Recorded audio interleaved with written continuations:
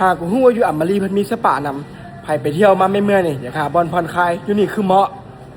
คลิปนี้สำหรับคนที่มักนวดหรือว่ามักสปานี่ครับห้องก็ทึกใจแน่นอนซึ่งนักเลงตอนเองมีโอกาสได้มาพักอยู่ห้องแฮมอัมมารีหลายครั้งหากก็ฮู้ว่าอยู่ชั้น3นอกจากอ่างและน้ำและฟิตเนสแล้วเพิ่นก็ยังมีห้องสปานำซึ่งเพิ่นจะเปิดรับทั้งแขกที่มาพักและแขกที่บอกอินจากภายนอกเข้ามาว้าวจากใจเลยว่าเป็นการมาใช้บริการครั้งแรกแต่คนรู้สึกประทับใจเลยทั้งการต้อนรับทั้งการบริการก็ดี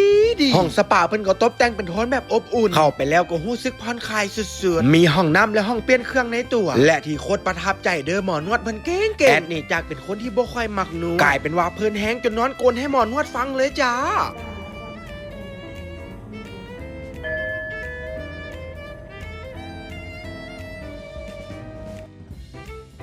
ซึ่งการสปาของเพิ่นก็มีหลายคอร์สหลายระดับให้เลือกซึ่งแอดเองก็เลือกเป็นการนวดแบบผ่อนคลายพอให้เลือดล้มไหลเวียนดีหรือใครอยากสครับผิวเพิ่นก็มีเด้อและน้ำมันนวดเพิ่นก็หอมถ้าใครมานวดแล้วติดใจอยากจะซื้อไปไว้ใช้อยู่บ้านก็มีให้เลือกหลายกิน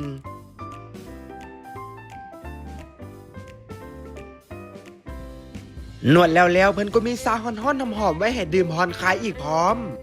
สบายดียินดีต้อนรับเข้าสู่บิสปาและยินดีต้อนรับทางลูกค้าที่เข้ามาพักในโรงแรมพร้อมทางลูกค้าภายนอกห้องสปาของวงเฮาเปิดตั้งแต่ 10 โมงเช้าจนถึง 8 โมงแรงเปิดทุกมื้อเลยเด้อเจ้าพิเศษสำหรับลูกค้าใดที่มาตามจากรีวิวเฮาจะมีส่วนลดให้ 10% จนฮอดสิ้นเดือนหน้าเลยเจ้าขอบใจ